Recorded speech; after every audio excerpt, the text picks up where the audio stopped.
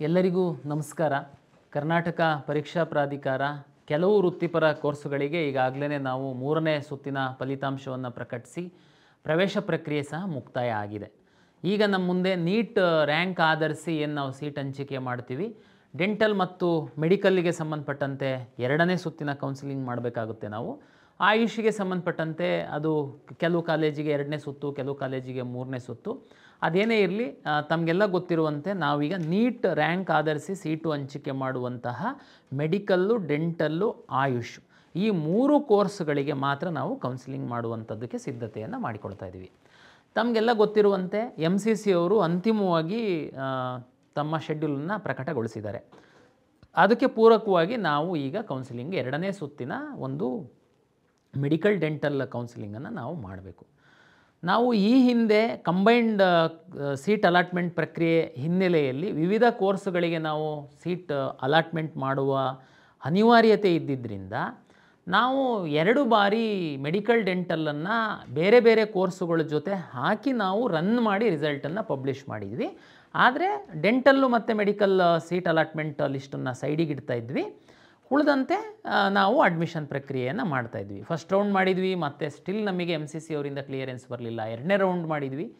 Finally ಮತ್ತೆ ನಮಗೆ ACT ಅವರಿಂದ ಇಂಜಿನಿಯರಿಂಗ್ ಸೀಟ್ ಅಡ್ಮಿಷನ್ನು ವಿಸ್ತರಣೆ ಆಗದಿಲ್ದಿರ ಹಿನ್ನೆಲೆಯಲ್ಲಿ ನಾವು ಅದನ್ನು ಮುಕ್ತಾಯಗೊಳಿಸಿದ್ವಿ. ಒಂದು ರೀತಿ ಒಳ್ಳೆಯದೇ ಆಗಿದೆ. ಈಗ ನಮಗೆ ಮೆಡಿಕಲ್, ಡೆಂಟಲ್, ಆಯುಷ್ ಮಾತ್ರ 3 ಕೋರ್ಸ್ ಇರೋದ್ರಿಂದ ನಮಗೆ ಇವನ್ನ ಅಲಾಟ್ಮೆಂಟ್ ಪ್ರಕ್ರಿಯೆ ಸಹ ತುಂಬ ಸಮಯ ತೆಗೆದುಕೊಳ್ಳಲ್ಲ.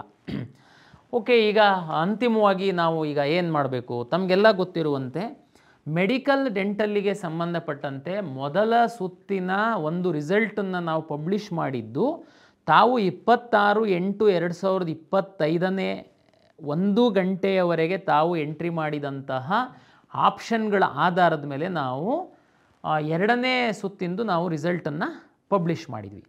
ಆವಾಗ ಫಸ್ಟು ಸುತ್ತಲ್ಲಿ ತಾವು ಸೀಟನ್ನು ಪಡೆದು ಕೆಲವರು ಚಾಯ್ಸ್ 2 ಹಾಕಿದ್ರಿ, ಅಂದರೆ ಸೀಟನ್ನು ಹೋಲ್ಡ್ ಮಾಡಿದ್ರಿ, ಅದು ಅಲಾಟ್ಮೆಂಟ್ ಅಂತೇಳಿ.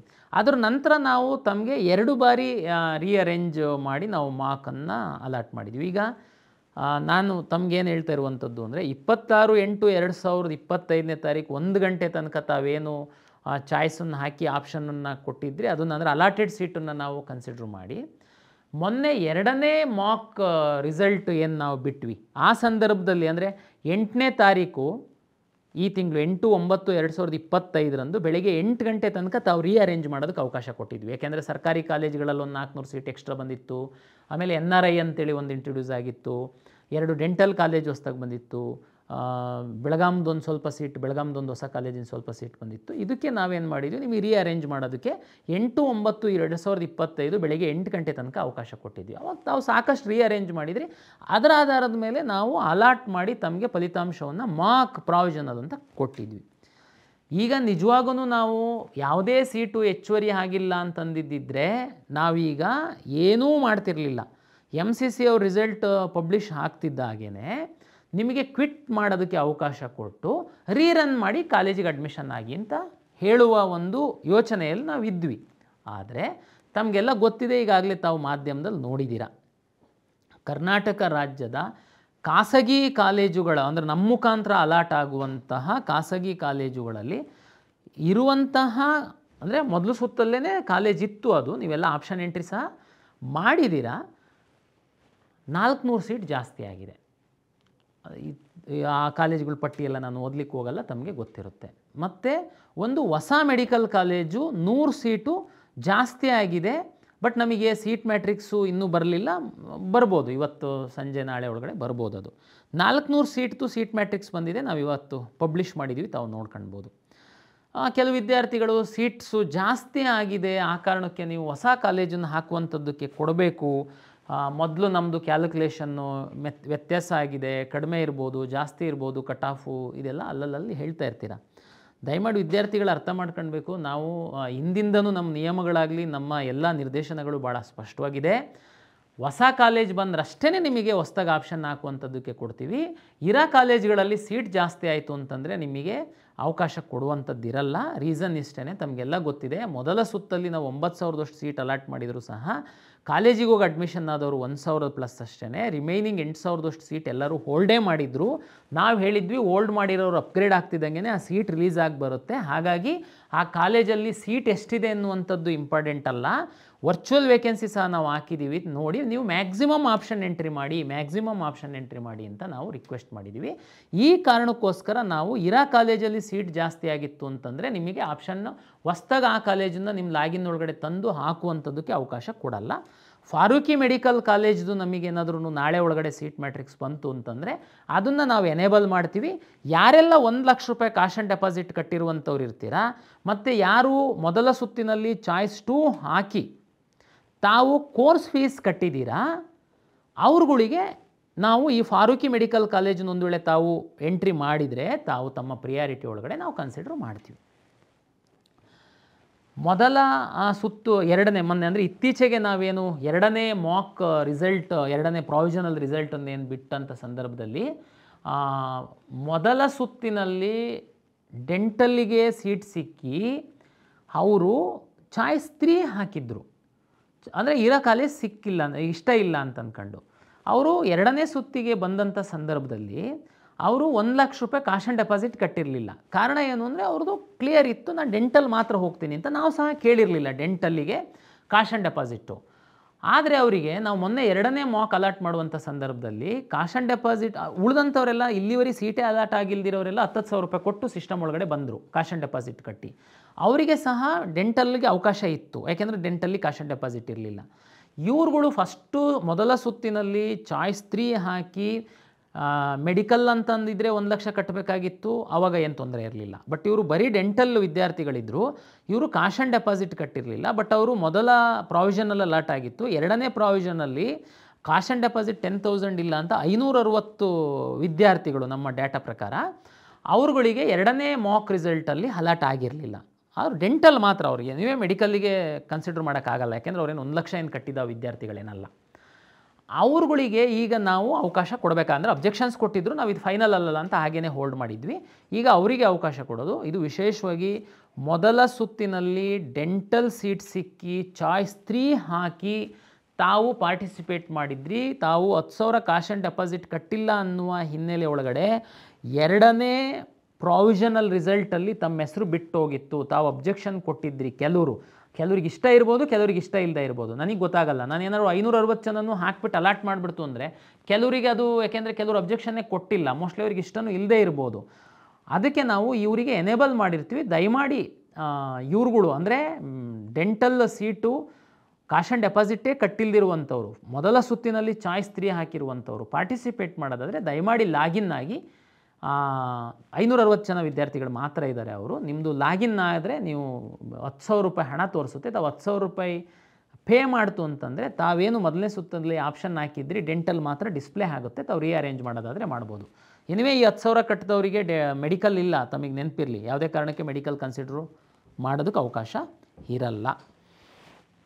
ಈಗ ನಾನು ಮೂರನೇ ಸುತ್ತಿನಲ್ಲಿ ಮೆಡಿಕಲ್ ಡೆಂಟಲ್ ಹೊರತುಪಡಿಸಿ ಇತರೆ ಕೋರ್ಸುಗಳು ವಿದ್ಯಾರ್ಥಿಗಳಿಗೆ ಸೀಟ್ ಸಿಕ್ಕಿದರೆ ದಯಮಾಡಿ ತಾವು ಕಾಲೇಜಿಗೆ ಅಡ್ಮಿಷನ್ ಆಗಿ, ನೀವು 1,00,000 ಈ ಹಿಂದೆ ಕಟ್ಟಿದರೆ ನಾವು ನಿಮಗೆ ಮೆಡಿಕಲ್ಲು ಮತ್ತು ಡೆಂಟಲ್ಲಿಗೆ ನಿಮ್ಮನ್ನು ಕನ್ಸಿಡ್ರು ಮಾಡಬೇಕಾಗುತ್ತೆ, ನಾವು ಮಾಡ್ತೀವಿ ಅಂತ ಹೇಳಿದ್ವಿ.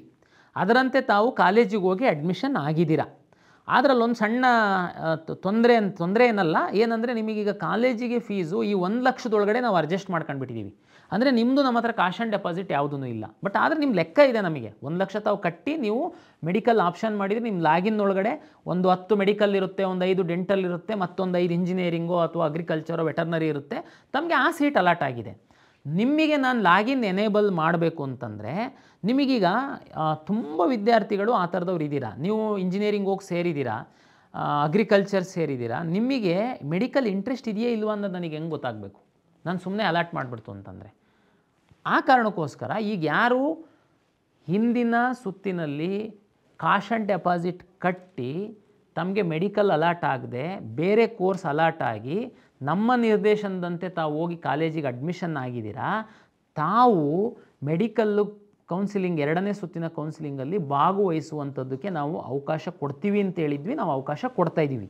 ಆದರೆ ತಾವು ಲಾಗಿನ್ ಆಗಿ 1,00,000 ಕ್ಯಾಶ್ ಆ್ಯಂಡ್ ಡೆಪಾಸಿಟ್ ಕಟ್ಟಿದರೆ ತಾವು ಹಿಂದೆ ಏನು ಲಾಗಿನ್ ಮಾಡಿ ನೀವು ಆಪ್ಷನ್ಸ್ ಎಂಟ್ರಿ ಮಾಡಿದ್ರಿ ಅದೆಲ್ಲ ನಿಮ್ಮ ಲಾಗಿನ್ ಒಳಗಡೆ ಡಿಸ್ಪ್ಲೇ ಆಗುತ್ತೆ. ತುಂಬ ಕಡಿಮೆ ವಿದ್ಯಾರ್ಥಿಗಳಿದ್ದೀರಾ, ತುಂಬ ಜಾಸ್ತಿ ವಿದ್ಯಾರ್ಥಿಗಳೇನಿಲ್ಲ. ಈಗ ಒಂದು 500 ಸೀಟ್ ಜಾಸ್ತಿ ಆಗಿದೆ ಅನ್ನುವಂಥ ಹಿನ್ನೆಲೆಯಲ್ಲಿ ತಮಗೆ ಸಿಗ್ಬೋದು ಅನ್ನುವಂಥ ಒಂದು ಆಸೆ ಇರುತ್ತೆ. ಹಂಗಾಗಿ ಪಾರ್ಟಿಸಿಪೇಟ್ ಮಾಡಿ. ಸರ್ ಇದು ಯಾಕೆ 1,00,000? ಆಲ್ರೆಡಿ ನಾವು ಹಿಂದೆ 1,00,000 ಕೊಟ್ಟಿದ್ವಿ. ಓಕೆ, 1,00,000 ಕೊಟ್ಟಿದ್ರಿ, ನೀವು ಕೋರ್ಸ್ ಫೀಸಿಗೆ ಅಡ್ಜಸ್ಟ್ ಮಾಡಿ ಕಾಲೇಜಿಗೆ ಹೋಗಿದ್ದೀರಾ. ಒಂದು ಎರಡನೇದು, ನಾನು ಸ್ಟ್ರೈಟ್ ಅವೇ ನಿಮಗೆ ಇಂಟ್ರೆಸ್ಟ್ ಇದೆಯೋ ಇಲ್ವೋ ಅಂತ ಅಂದ್ಕೊಂಡು ನಾನು ಅಲಾಟ್ ಮಾಡಿಬಿಟ್ರೆ ಕೊನೆಗೆ ಬರ್ತೀರಾ, ಸರ್ ಇಲ್ಲ ನಾನು ಕಾಲೇಜಿಗೆ ಹೋಗಿ ವೆಟರ್ನರಿಗೆ ಸೇರಿದ್ದೀನಿ, ನಾನೆಲ್ಲ ಅಡ್ಜಸ್ಟ್ ಆಗಿಬಿಟ್ಟಿದ್ದೀನಿ, ನನಗೆ ಇದು ಯಾವುದೋ 12 ಲಕ್ಷ ಸೀಟ್ ಸಿಕ್ಕಿದೆ, ನನಗಿದು ಬೇಡ ಸರ್, ನಾನು ವೆಟರ್ನರಿನೇ ಮುಂದುವರಿಸ್ತೀನಿ. ಈ ಥರದ್ದೆಲ್ಲ ಆಗಿದೆ, ನಮಗೆ ಎಕ್ಸ್ಪೀರಿಯೆನ್ಸ್ ಆಗಿದೆ. ಹಾಗಾಗಿ ಒಂದು ನಿಮಗೆ ಇಂಟ್ರೆಸ್ಟ್ ಇದೆ ಈ ರೌಂಡಲ್ಲಿ ಭಾಗವಹಿಸುವಂಥದ್ದು ಅನ್ನುವಂಥದ್ದು ನನಗೆ ಖಾತ್ರಿ ಆಗಬೇಕು. ಮತ್ತು ಒಂದು ಸೀರಿಯಸ್ನೆಸ್ ಬರಬೇಕು. ಅದಕ್ಕೋಸ್ಕರ ನಮ್ಮ ನಿರ್ದೇಶನದಂತೆ ತಾವು ಈ ಹಿಂದೆ ಕ್ಯಾಶ್ ಆ್ಯಂಡ್ ಡೆಪಾಸಿಟ್ ಕಟ್ಟಿ ಮೆಡಿಕಲಲ್ಲಿ ಭಾಗವಹಿಸಿದ್ರೂ ಸಹ ತಮಗೆ ಮೆಡಿಕಲ್ಲು ಸಿಕ್ಕಿಲ್ಲ ಅನ್ನುವ ಕಾರಣಕ್ಕೆ ನಮ್ಮ ಅಂದರೆ ಪ್ರಾವಿಷನಲ್ ಏನು ನಾವು ಪಬ್ಲಿಷ್ ಮಾಡಿದ್ವಿ ಅದರಲ್ಲಿ ಮೆಡಿಕಲ್ ಆಗಲಿ ಡೆಂಟಲ್ ಸಿಕ್ಕದೆ ತಮಗೆ ಬೇರೆ ಇಂಜಿನಿಯರಿಂಗೋ ವೆಟರ್ನರಿನೋ ಅಗ್ರಿಕಲ್ಚರೋ ಸಿಕ್ಕಿದೆ. ತಮ್ಮ 1,00,000 ನಾವು ಕೋರ್ಸ್ ಫೀಸಿಗೆ ಅಡ್ಜಸ್ಟ್ ಮಾಡ್ಕೊಂಡಿದ್ದೀವಿ, ತಮಗೆ ಕಾಲೇಜಿಗೆ ಹೋಗಿ ಅಡ್ಮಿಷನ್ ಆಗಿ ನಿಮಗೆ ಅಪ್ಗ್ರೇಡೇಷನಿಗೆ ಅವಕಾಶ ಕೊಡ್ತೀವಿ ಅಂತ ಹೇಳಿದ್ವಿ. ತಾವುಗಳು ದಯಮಾಡಿ ಲಾಗಿನ್ ಆಗಿ 1,00,000 ಹಣವನ್ನು ಪಾವತಿ ಮಾಡಿದಲ್ಲಿ ತಾವು ಈ ಹಿಂದೆ ಏನು ಮೆಡಿಕಲ್ ಕಾಲೇಜನ್ನು ಹಾಕಿದ್ರಿ ಅದು ನಿಮ್ಮ ಲಾಗಿನ್ ಒಳಗಡೆ ಪೋರ್ಟ್ ಆಗುತ್ತೆ. ತಾವು ರೀಅರೇಂಜ್ ಮಾಡುವಂಥದ್ದು ಮತ್ತು ನಿಮ್ಮನ್ನು ಕೌನ್ಸಿಲಿಂಗಿಗೆ ಪರಿಗಣಿಸ್ತೀವಿ. ತಮಗೇನಾದ್ರೂ ಮೆಡಿಕಲ್ ಸೀಟ್ ಸಿಕ್ತು ಅಂತಂದರೆ ಇಂಜಿನಿಯರಿಂಗಿಗೆ ಸಂಬಂಧಪಟ್ಟಂತೆ ನೀವು ಅಡ್ಮಿಷನ್ ಆಗಿರ್ಬೋದು, ವೆಟರ್ನರಿ, ಅಗ್ರಿಕಲ್ಚರ್ ಯಾವುದಕ್ಕಾದರೂ ಆಗಿರ್ಬೋದು, ಆ ಸೀಟು ರದ್ದಾಗುತ್ತೆ ಆಟೋಮೆಟಿಕ್ಕಾಗಿ.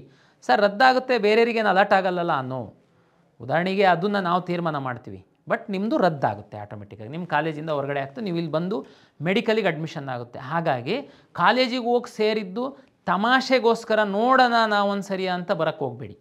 ಇಲ್ಲ ನನಗೆ ಮೆಡಿಕಲ್ ಸೀಟ್ ಸಿಕ್ಕಿದರೆ ನಾನು ಅಡ್ಮಿಷನ್ ಆಗೋವನೇ ಅನ್ನುವಂಥದ್ದು ಗ್ಯಾರಂಟಿ ಇದ್ದರೆ ಮಾತ್ರ ದಯಮಾಡಿ ತಾವು ಲಾಗಿನ್ನಾಗಿ 1,00,000 ಕಟ್ಟಿ ಮೆಡಿಕಲ್ ಕೌನ್ಸಿಲಿಂಗಿಗೆ ಭಾಗವಹಿಸಿ. ಎಲ್ಲರೂ ಅಲ್ಲ, ಮತ್ತೆ ಕನ್ಫ್ಯೂಷನ್ ಮಾಡ್ಕೊಳಕ್ಕೆ ಹೋಗಬೇಡಿ. ಈಗ ಅಡ್ಮಿಷನ್ ಆಗಿರೋರೆಲ್ಲ ಬರ್ಬೋದಾ? ನೋ, ಅಡ್ಮಿಷನ್ ಆಗಿರೋರೆಲ್ಲ ಅಲ್ಲ. 1,00,000 ಕ್ಯಾಶ್ ಆ್ಯಂಡ್ ಡೆಪಾಸಿಟ್ ಕಟ್ಟಿದ್ರಿ ತಾವು, ನೀವು ಮೆಡಿಕಲ್ ಆಪ್ಷನ್ಸೂ ಇತ್ತು, ಬಟ್ ನಿಮ್ಮ ರ್ಯಾಂಕಿಗೆ ಮೆಡಿಕಲ್ ಸಿಕ್ಕಿಲ್ಲ, ಬೇರೆದು ಸಿಕ್ಕಿದೆ, ನಿಮಗೆ ಮಾತ್ರ ಈ ಅವಕಾಶ. ಇದು ನಮ್ಮ ನಿರ್ದೇಶನದಂತೆ ತಾವು ಹೋಗಿ ಅಡ್ಮಿಷನ್ ಆಗಿರೋದ್ರಿಂದ. ಕೆಲವರಿದ್ದಾರೆ, ಒಂದು 351 ವಿದ್ಯಾರ್ಥಿಗಳು ಕ್ಯಾಶ್ ಆ್ಯಂಡ್ ಡೆಪಾಸಿಟ್ ಕಟ್ಟಿದ್ರು, ಇಲ್ಲೊಂದು ಸೀಟ್ ಅಲಾಟ್ ಆಗಿದೆ, ಅವ್ರು ಕಾಲೇಜಿಗೇ ಹೋಗಿಲ್ಲ, ಅವರು ಅಡ್ಮಿಷನ್ನೂ ಆಗಿಲ್ಲ, ಅವರಿಗೆ ಈ ಅವಕಾಶ ಇರಲ್ಲ.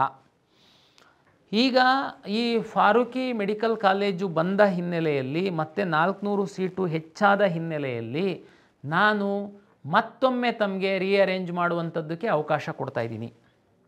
2 ದಿವಸ 17 ಮತ್ತು 18ನೇ ತಾರೀಕಿಗೆ ನಿಮಗೆ ರೀಅರೇಂಜ್ ಮಾಡುವಂಥದ್ದಕ್ಕೆ ಅವಕಾಶ ಕೊಡ್ತಾಯಿದ್ದೀನಿ. ತಾವು ಈ ಸೀಟು ಹೆಚ್ಚಾಗಿರುವ ಹಿನ್ನೆಲೆಯಲ್ಲಿ ತಮ್ಮದು ಸೆಕೆಂಡು ಮಾಕ್ ರಿಸಲ್ಟ್ ಆಧಾರದ ಮೇಲೆ ನಿಮಗೇನಾದರೂ ಸಣ್ಣ ಬದಲಾವಣೆ ಮಾಡಬೇಕು ಅಂತ ಅನಿಸಿದರೆ ತಾವು ಲಾಗಿನ್ ಆಗಿ ಬದಲಾವಣೆ ಮಾಡಬಹುದು. ಫಾರೂಕಿ ಮಾತ್ರ ಲೆಫ್ಟ್ ಸೈಡಲ್ಲಿರುತ್ತೆ. ಫಾರೂಕಿ ಮೆಡಿಕಲ್ ಕಾಲೇಜು ಹೊಸದು, ಅದು ನಮಗೆ ಸೀಟ್ ಮ್ಯಾಟ್ರಿಕ್ಸ್ ಬಂದರೆ ಲೆಫ್ಟ್ ಸೈಡಲ್ಲಿರುತ್ತೆ, ಅದನ್ನು ಬೇಕಾದರೆ ತಾವು ಹಾಕಿಕೊಳ್ಳಬಹುದು. ಇದು ತಮಗೆ ಮೆಡಿಕಲ್ಲು ಡೆಂಟಲ್ಗೆ ಸಂಬಂಧ. ಇದರಲ್ಲಿ ಯಾರ್ಯಾರು ಮೆಡಿಕಲ್ ಡೆಂಟಲ್ ಆಯುಷ್ ನನಗೆ ಹೇಳಿದ್ದೀನಿ. ಆಯುಷಲ್ಲಿ ಯಾರ್ಯಾರು ಇರ್ತಾರೆ? ಆಯುಷಲ್ಲಿ ತಮಗೆಲ್ಲ ಗೊತ್ತಿದೆ, ಚಾಯ್ಸ್ 1 ಅಡ್ಮಿಷನ್ ಆಗಿದ್ದಾರೆ, ಚಾಯ್ಸ್ 2ದವರು ಫೀಸ್ ಕಟ್ಟಿ ಹೋಲ್ಡ್ ಮಾಡಿದ್ದಾರೆ, ಚಾಯ್ಸ್ 4 ಮಾತ್ರ ಕೊಟ್ಟಿದ್ವಿ, ಅವ್ರು ಎಕ್ಸಿಟ್ ಆಗಿದ್ದಾರೆ, ಅವ್ರುಗಳು ನಮ್ಮ ಸಿಸ್ಟಮ್ ಒಳಗಡೆ ಇರ್ತಾರೆ. ಈ 3 ಕೋರ್ಸಿಂದನ್ನು ನಾವು ಕಂಬೈನ್ಡ್ ಸೀಟ್ ಅಲಾಟ್ಮೆಂಟ್ ಮಾಡ್ತೀವಿ.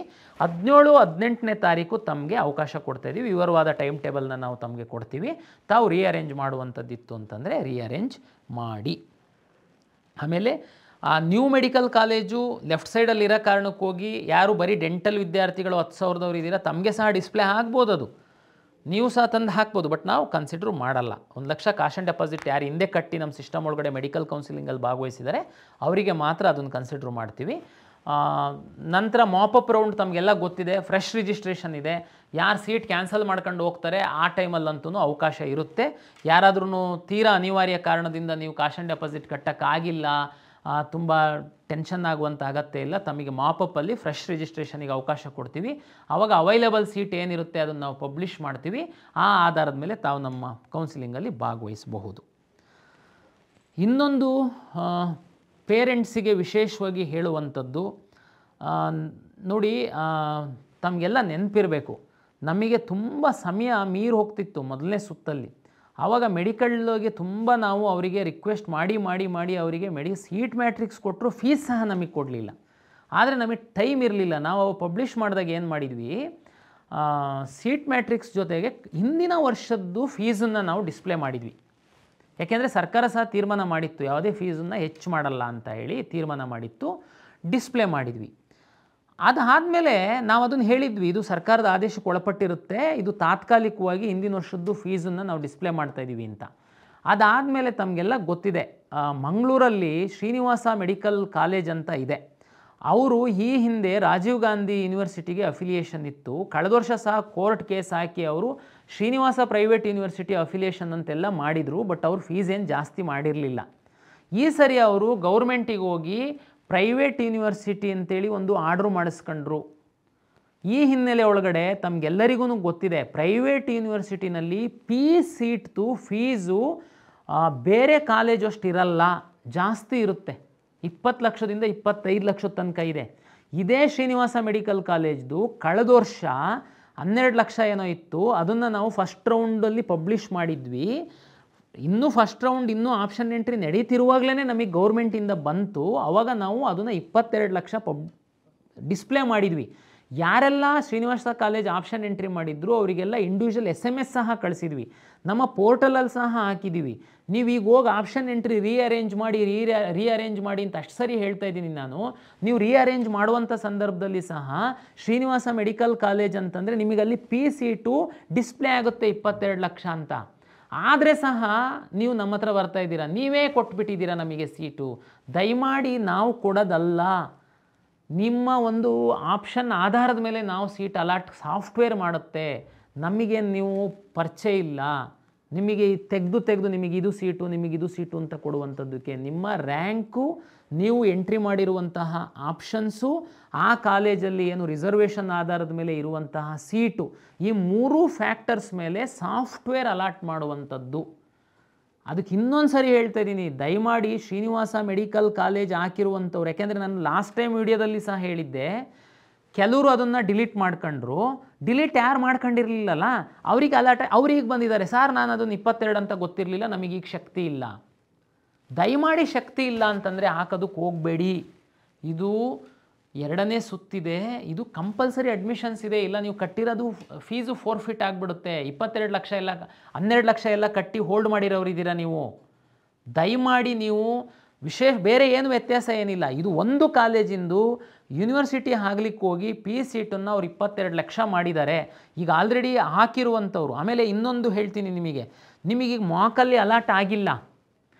ಈಗ ನೆಕ್ಸ್ಟು ರಿಸಲ್ಟಲ್ಲಿ ಏನು ನಾವು ರನ್ ಮಾಡ್ತೀವಿ ಆವಾಗ ಅಲಾಟ್ ಆಗ್ಬೋದು. ನಿಮ್ಮ ಲಾಗಿನ್ನಲ್ಲಿ ಆ ಕಾಲೇಜ್ ಇತ್ತು ಅಂದರೆ ದಯಮಾಡಿ ಚೆಕ್ ಮಾಡ್ಕೊಳ್ಳಿ.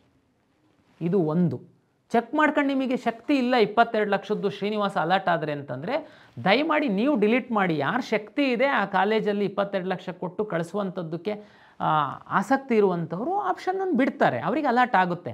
ನೀವು ಅಲಾಟ್ ಆದಮೇಲೆ ಬಂದು ತುಂಬ ಗೊಂದಲ ಮಾಡ್ಕೊಳಕ್ಕೆ ಹೋಗಬೇಡಿ. ನಿಮಗೆ ಯಾವುದಾದ್ರೂ ಸಿಗೋ ಅಂಥದ್ದನ್ನು ತಪ್ಪೋಗಿರುತ್ತೆ. ಆವಾಗ ದಯಮಾಡಿ ಈಗ ವಿಚಾರ ಮಾಡಿ ನೀವು ರೀಅರೇಂಜ್ ಮಾಡುವಂಥದ್ದು ಅವಕಾಶ ಇದೆ. ಕೆಲವರು ಸುಮ್ಮನೆ ಈಗೇನು ನೋಡಲ್ಲ, ನೀವು ರೀಅರೇಂಜ್ ಮಾಡೋದಕ್ಕೂ ಹೋಗಲ್ಲ. ಆಮೇಲೆ ಅಲಾಟ್ ಆಯಿತು ಅಂತಂದರೆ ತಾವು ಕಡ್ಡಾಯವಾಗಿ ಅಡ್ಮಿಷನ್ ಆಗಬೇಕಾಗುತ್ತೆ. ಇಲ್ಲ ಅಂತಂದರೆ ನಿಮ್ಮದು ಪೂರ್ತಿ ಕೋರ್ಸ್ ಫೀಸು ಫೋರ್ಫಿಟ್ ಮಾಡ್ತೀವಿ, ನೆನ್ಪಿಟ್ಕೊಳ್ಳಿ. ಎರಡನೇದೊಂದು ಪೋಷಕರು ನನಗೆ ಲಾಸ್ಟು 1 ವಾರದಲ್ಲಿ 4-5 ಜನ ಪೋಷಕರು ನನ್ನ ಹತ್ರ ಬಂದೋದ್ರು. ಈ ಹಿನ್ನೆಲೆ ಒಳಗಡೆ ನಿಮಗೆಲ್ಲ ಪೋಷಕರಿಗೆ ತಿಳಿಸುವಂಥದ್ದು ನನ್ನ ಧರ್ಮ. ನಾನು ಹೇಳ್ತಾ ಇದ್ದೀನಿ, ಯಾವುದೇ ಒಂದು ಫ್ರೀ ಅಂತಂದರೆ ತಾವು 10 ಸಾರಿ ವಿಚಾರ ಮಾಡಿ.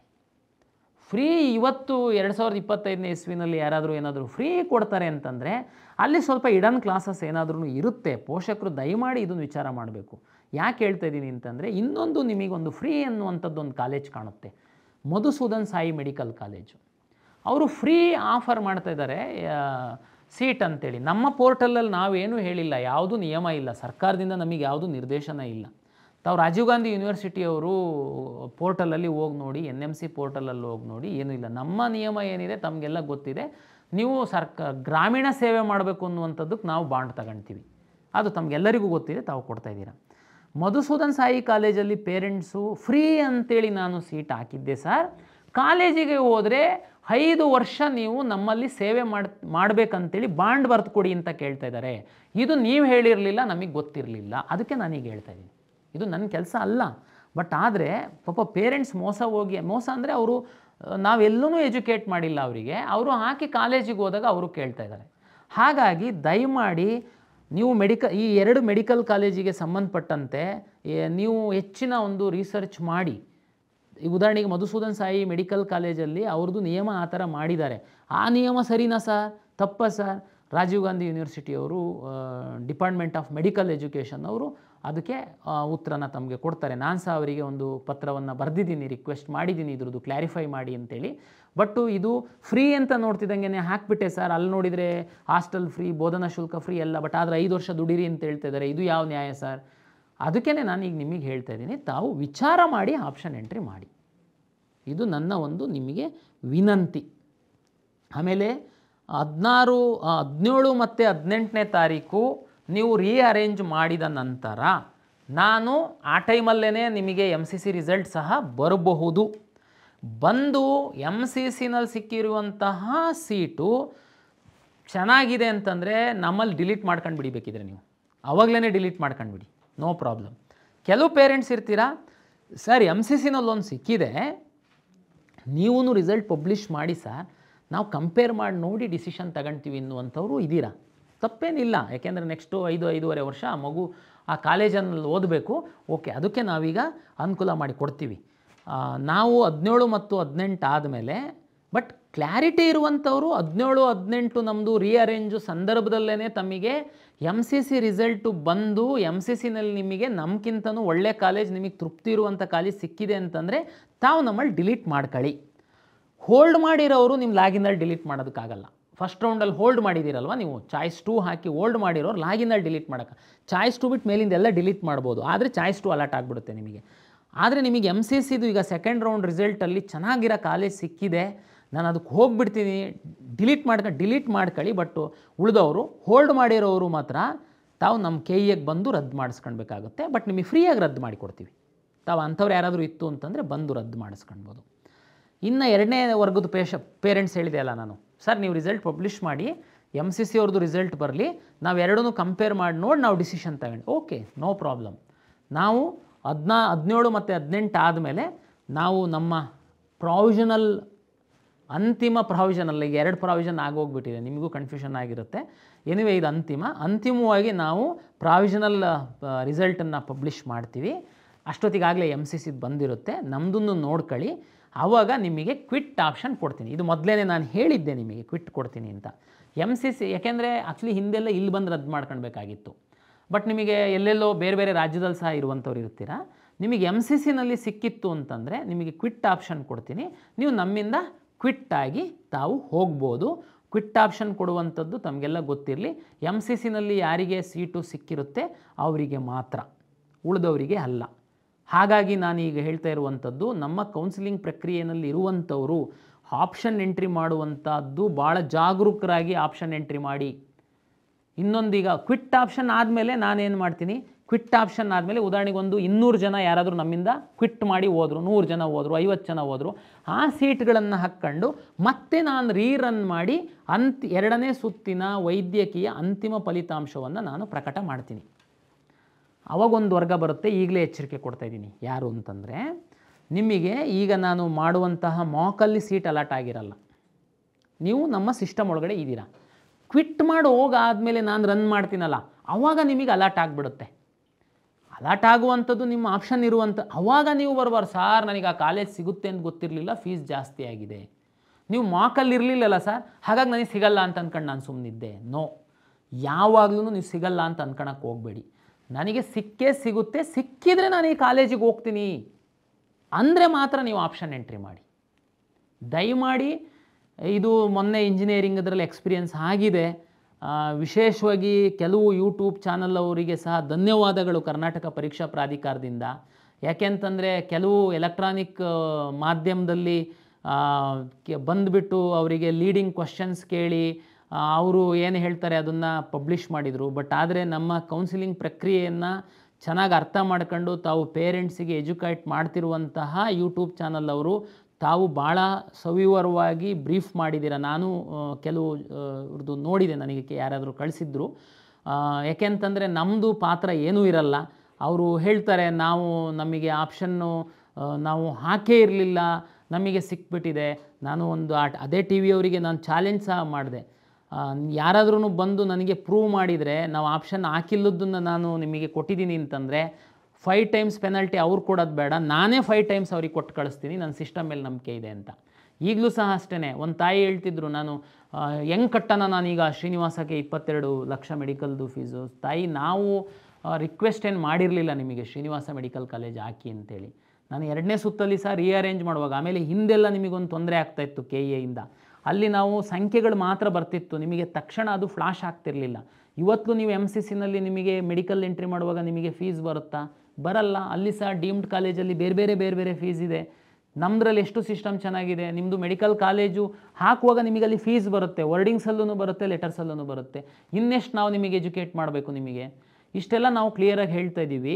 ಅದಕ್ಕೇ ಸೀಟು ಸಿಕ್ಕಿದರೆ ನಾನು ಕಾಲೇಜಿಗೆ ಹೋಗ್ತೀನಿ ಅಂತನ್ನುವಂಥದ್ದನ್ನೇ ಹಾಕಿ. ಯಾಕೆಂತಂದರೆ ಕ್ವಿಟ್ ಮಾಡಿದ ಮೇಲೆ ಕೆಲವರಿಗೊಂದು 50-100 ಜನಕ್ಕೆ ಸೀಟ್ ಅಲಾಟ್ ಆಗಿಬಿಡುತ್ತೆ. ಆವಾಗ ನೀವು ಬರಬಾರ್ದು, ನಮಗೆ ಸಿಗಲ್ಲ ಅಂತ ನಾವು ಹಾಕಿರಲಿಲ್ಲ. ನಿಮಗೆ ಮ್ಯಾನೇಜ್ಮೆಂಟ್ ಸೀಟು ಶಕ್ತಿ ಇಲ್ಲ, ಹಾಕಕ್ಕೆ ಹೋಗಬೇಡಿ. ಈಗ ನನಗೆ ತುಂಬ ಬರ್ತಾರೆ, ಸರ್ ನಾನು ಲಾಸ್ಟ್ ಆಪ್ಷನ್ ಹಾಕಿದ್ದೆ ಸರ್, ಇದು ಸಿಕ್ಬಿಟ್ಟಿದೆ. ಅರೆ, ಲಾಸ್ಟ್ ಆಪ್ಷನ್ ನೀವೇ ತಾನೇ ಹಾಕಿದ್ರಿ, ನಾನೇನು ಹಾಕಿರಲಿಲ್ಲ. ನಮ್ಮ ಕಂಪ್ಯೂಟರ್ ಏನು ಕೊಡಲಿಲ್ಲ, ಯಾವುದೂ ಸಿಕ್ಕಿಲ್ಲ, ಇವನಿಗೊಂದು ಕೊಟ್ಟು ಕಳಿಸ್ಬಿಡೋಣ ಅಡ್ಮಿಷನ್ ಆಗಲಿ ಅಂತ ಕೊಟ್ಟಿದ್ದಲ್ಲ. ಲಾಸ್ಟ್ ಆಪ್ಷನ್ ನಿಮಗೆ ಇಷ್ಟ ಇಲ್ಲ ಅಂದರೆ ಯಾಕೆ ಹಾಕಕ್ಕೆ ಹೋದ್ರಿ? ಇವತ್ತೊಬ್ಬರು ಫೋನ್ ಮಾಡಿದ್ರು, ಫಸ್ಟೆಲ್ಲ ಮೆಡಿಕಲ್ ಹಾಕಿದ್ವಿ, ಇರಲಿ ಅಂತ ಒಂದು ಆಯುರ್ವೇದ ಹಾಕಿದ್ದಿ ಕೆಳಗಡೆ, ಅದೇ ಸಿಕ್ಬಿಟ್ಟಿದೆ ನಮಗೆ. ಹೌದು, ಇರಲಿ ಅಂತ ಹಾಕಿದ್ರು ಅಂದರೆ ಏನರ್ಥ? ಮೆಡಿಕಲ್ ಯಾವುದೂ ಸಿಕ್ಕಿಲ್ಲ, ಈಗ ಬರ್ತಾ ಕೆಳಗಡೆ ತೀರಾ ಅದು ಯಾವುದೂ ಸಿಕ್ಕಿಲ್ಲ ಅಂದರೆ ಇದು ಸಿಕ್ಕಿದರೆ ನಾನು ಹೋಗ್ತೀನಿ ಅಂತ ತಾನೇ ಅರ್ಥ. ಅದು ಸಿಕ್ಕಿದೆ ನಿಮ್ಮ ರ್ಯಾಂಕಿಗೆ. ನಿಮ್ಮ ರ್ಯಾಂಕು ಲಭ್ಯವಿರುವಂಥ ಸೀಟ್ಸು ಆಪ್ಷನ್ ಮೇಲೆ ಅಲಾಟ್ ಆಗುವಂಥದ್ದು, ಚೂಸ್ ಮಾಡುವಂಥದ್ದಿಲ್ಲ. ನಾವು ದಯಮಾಡಿ ಪೇರೆಂಟ್ಸು ವಿದ್ಯಾರ್ಥಿಗಳು ಅರ್ಥ ಮಾಡ್ಕೊಳ್ಳಿ. ನಿಮಗೆ ಕಾಲೇಜಿಗೆ ಹೋಗಿ ಅಡ್ಮಿಷನ್ ಆಗುವಂತಹ ಶಕ್ತಿ, ಇಚ್ಛೆ ಇದ್ದರೆ ಮಾತ್ರ ನಿಮ್ಮ ಲಾಗಿನ್ನಲ್ಲಿ ಇಟ್ಕೊಳ್ಳಿ, ಇಲ್ಲ ಅಂತಂದರೆ ಡಿಲೀಟ್ ಮಾಡಿ ಬಿಸಾಡಿ. ಇದು 2ನೇ ಕ್ರೂಷಿಯಲ್ ಸುತ್ತಿದೆ. ನೀವು ಅಡ್ಮಿಷನ್ ಆಗಲೇಬೇಕಾಗುತ್ತೆ, ಇಲ್ಲಾಂದರೆ ಪರಿಣಾಮ ತುಂಬ ಗಂಭೀರವಾಗಿರುತ್ತೆ ಅದರದ್ದು ಅಂಥೇಳಿ ಹೇಳ್ತಾ, ತಾವೆಲ್ಲರೂ 17 ಮತ್ತು 18 ಲಾಗಿನ್ ಆಗಿ ತಾವು ಏನಾದರೂ ರೀಅರೇಂಜ್ ಮಾಡೋದಿದ್ದರೆ ಮಾಡಿ, ತಮಗೆಲ್ಲರಿಗೂ ಒಳ್ಳೆಯ ಸೀಟ್ ಸಿಕ್ಕಲಿ. ಈಗ ನಮಗೇನು ಗಡಿಬಿಡಿ ಇಲ್ಲ. ಹಂಗಂತೇಳಿ ನೀವು ಲಾಸ್ಟ್ ನಮ್ಮ ಕ್ಲೋಸ್ ಆದಮೇಲೆ ಕಾಲ್ ಸೆಂಟ್ರಿಗೆ ಫೋನ್ ಮಾಡಿ ಅರ್ಧ ಗಂಟೆ ಓಪನ್ ಮಾಡಿ, 1 ಗಂಟೆ ಓಪನ್ ಮಾಡಿ ಅಂತ ಕೇಳಕ್ಕೆ ಹೋಗಬೇಡಿ. ನಮ್ದು ಈಗೇನು ಸರ್ವರ್ದು ಪ್ರಾಬ್ಲಮ್ ಇಲ್ಲ, ಯಾಕೆಂದರೆ ಲೋಡ್ ತುಂಬ ಕಡಿಮೆ ಇರೋದ್ರಿಂದ 2 ದಿನ ಫುಲ್ ಸಮಯ ಕೊಡ್ತಾಯಿದ್ದೀವಿ. ತಾವು ತುಂಬ ಕಡಿಮೆ ವಿದ್ಯಾರ್ಥಿಗಳಿದ್ದೀರ, ಲಾಗಿನ್ ಆಗಿ ನಿಮಗೆ ಅನುಕೂಲಕ್ಕೆ ತಕ್ಕಂತೆ ರೀಅರೇಂಜ್ ಮಾಡಿ ಒಂದು ಪ್ರಿಂಟೌಟ್ ತೆಗೆದಿಟ್ಕೊಳ್ಳಿ. ಆಮೇಲೆ ಕೆಲವ್ರು ಹೆಂಗೆ ಅಂತಂದರೆ ಹೋದ ರೌಂಡಲ್ಲಿ ರೀಅರೇಂಜ್ ಮಾಡೋದಕ್ಕಿಂತ ಮೊದಲು ಪ್ರಿಂಟ್ ತೆಗೆದಿರೋದನ್ನು ತಗೊಂಡೋಗಿ ಅಲ್ಲಿ ಇಲ್ಲಿ ತೋರಿಸೋದು. ನೋಡಿ, ನಾನು ರೀಅರೇಂಜ್ ಮಾಡಿದ್ದನ್ನು ತೋರಿಸಂಗಿಲ್ಲ, ತೋರಿಸಿ ನೋಡಿ ನಾನು ಮಾಡಿಲ್ಲದನ್ನು ಇಂಜಿನಿಯರಿಂಗಲ್ಲಿ ವಿಶೇಷವಾಗಿ ನೋಡಿ ನಾನು ಆಕೆ ಇಲ್ಲದ ಕಾಲೇಜ್ ಬಂದಿದೆ ಅಂತ. ಅವ್ರ ಪಾಪ ಸತ್ಯ ಅಂತ ಅಂದ್ಕೊಂಡು ನಮಗೆಲ್ಲ ಫೋನ್ ಮಾಡಿ ಅವ್ರು ಕಳಿಸ್ಕೊಡ್ತಾರೆ. ತೆಗೆದು ಆಮೇಲೆ ನಾವು ನೋಡಿದರೆ ಅವನು ಆಮೇಲೆ ಏನು ಲಾಗಿನ್ ಆಗಿ ರೀಅರೇಂಜ್ ಮಾಡಿರೋದನ್ನು ಪ್ರಿಂಟೇ ತಗೊಂಡಿರಲ್ಲ, ಅವ್ರಿಗೆ ತೋರಿಸೇ ಇರಲ್ಲ. ಹಾಗಾಗಿ ನಮಗೆ ಪಾರದರ್ಶಕವಾಗಿ ನಡೆಸಬೇಕು ಅನ್ನುವಂಥ ಒಂದೇ ಉದ್ದೇಶ. ಯಾರು ಡಿಸರ್ವ್ ಸ್ಟೂಡೆಂಟ್ಸ್ ಇದ್ದಾರೆ ಅವರಿಗೆ ಅನ್ಯಾಯ ಆಗಬಾರ್ದು ಅನ್ನುವಂಥದ್ದು ಅಷ್ಟೇ ಪ್ರಾಧಿಕಾರದ ಉದ್ದೇಶ. ನಮಗೆ ಯಾವ ಬೇರೆ ಇಂಟ್ರೆಸ್ಟ್ ಇಲ್ಲ. ನಮಗೆ ಪಾರ್ಟಿಸಿಪೇಟ್ ಮಾಡ್ತಾ ಇರುವಂಥ ಎಲ್ಲ ವಿದ್ಯಾರ್ಥಿಗಳು ಒಂದೇ. ಅವ್ರು ಯಾರು ನಮಗೆ ಒಬ್ಬರು ಜಾಸ್ತಿ ಒಬ್ಬರು ಕಡಿಮೆ ಏನೂ ಇಲ್ಲ. ಹಾಗಾಗಿ ನಮಗೆ ಯಾರಿಗೋ ಒಬ್ರಿಗೆ ಅನುಕೂಲ ಮಾಡುವಂಥದ್ದು ಆ ಥರದ್ದೇನೂ ಇರಲ್ಲ. ಹಾಗಾಗಿ ದಯಮಾಡಿ ನಮ್ಮ ಸಿಸ್ಟಮನ್ನು ನಂಬಿ ತಾವು ಸಹಕಾರ ನೀಡಿ ಸಮಯವನ್ನು ಪಾಲನೆ ಮಾಡಿ ಒಳ್ಳೆಯ ಒಂದು ಸೀಟು ತಮಗೆ ಸಿಕ್ಕಲಿ ಅಂತೇಳಿ ಹೇಳ್ತಾ ಎಲ್ಲರಿಗೂ ಮತ್ತೊಮ್ಮೆ ನಮಸ್ಕಾರಗಳು.